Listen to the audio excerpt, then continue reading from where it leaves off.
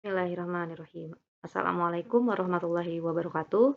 Hari ini kita memasuki kompetensi dasar 3.11 bagian kedua, melanjutkan dari materi tentang hidrolisis kemarin. Hari ini adalah menghitung pH larutan garam. Jadi, senyawa garam atau larutan garam pH-nya dapat dihitung berdasarkan ketentuan seperti berikut ini. Jika yang pertama, garamnya tersusun dari asam kuat dan basa kuat, maka pH-nya akan sama dengan 7. Artinya di sini pH-nya sama dengan 7, maka ini adalah netral. Jadi kita tahu bahwa dalam konsep pH, pH itu nilainya 0 sampai dengan 14. Jika di bawah 7, pH-nya berarti asam, sedangkan kalau di atas 7 pH-nya, maka sifat larutannya adalah basa, dan untuk pH sama dengan 7, maka larutan bersifat netral. Kemudian yang B, jika garamnya tersusun dari asam lemah dan basa kuat, untuk perhitungannya kita bisa lihat dari rumus berikut ini. Nah, apa itu KW? KW adalah tetapan air. KW di sini, tetapan air, nilainya akan selalu 10 pangkat min 14. Sedangkan Ka adalah nilai tetapan asam, nilainya selalu berubah-ubah tergantung dari jenis senyawanya. Kemudian Kh adalah tetapan hidrolisis. Berikutnya untuk yang C, jika garam tersusun dari asam kuat dan basa lemah, maka rumusnya bisa dituliskan seperti ini. H plus sama dengan akar KW per KB dikali konsentrasi M. M di sini adalah konsentrasi garamnya, dan untuk menghitung KH bisa didapatkan dari pembagian antara KW dan KB. KW adalah tetapan air yang nilainya selalu 10 pangkat min 14. Nah, KB adalah tetapan basa. Nilainya berubah-ubah tergantung dari jenis senyawanya apa. Yang terakhir, jika garamnya tersusun dari asam lemah dan basa lemah, maka rumusnya akan seperti ini. Nah, kita akan ke contoh soalnya. Di sini diketahui larutan 0,1 molar NH4Cl dan Kb-nya sama dengan 10 pangkat min 5. Yang ditanya adalah hitung pH larutannya. Nah, di sebelah kanan pojok atas, ini saya ambil rumus yang tadi di slide sebelumnya. Bisa dilihat, kalau kita ketemu senyawa garam, maka yang kita lakukan pertama kali adalah mengidentifikasi apakah garam tersebut susunannya dari apa dengan apa. Nah, jadi NH4Cl ini tersusun dari NH4OH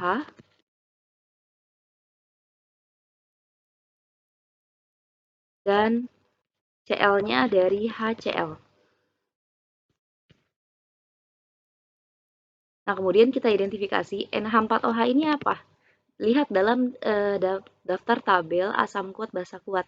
NH4OH ini adalah basa dan tidak masuk ke dalam golongan basa kuat. Jadi ini adalah basa lemah, sedangkan HCl adalah asam kuat.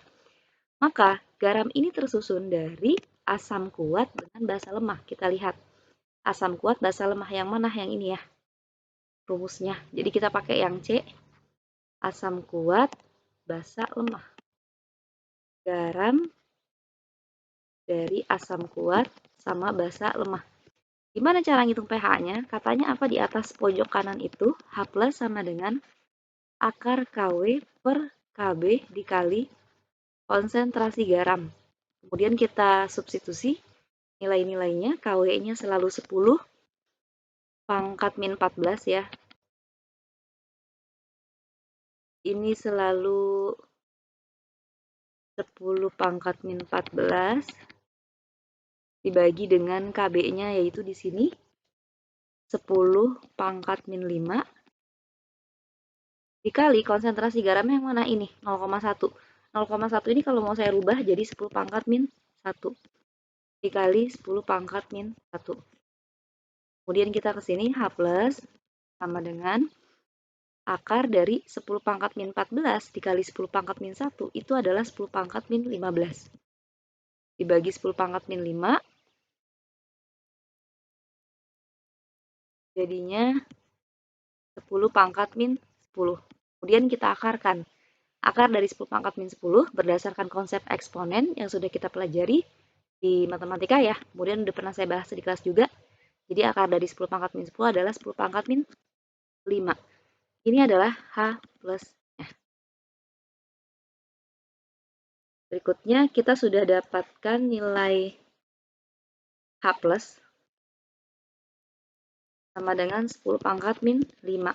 Yang ditanya adalah pH. Ingat bahwa rumus pH selalu min log dari konsentrasi H+. pH sama dengan min log 10 pangkat min 5.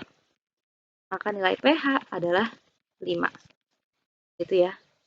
Nanti kalau misalnya bingung lagi gimana min log 10 pangkat min 5 bisa dapat 5, silakan dibuka lagi buku catatannya di konsep pH asam basa, menghitung pH asam basa.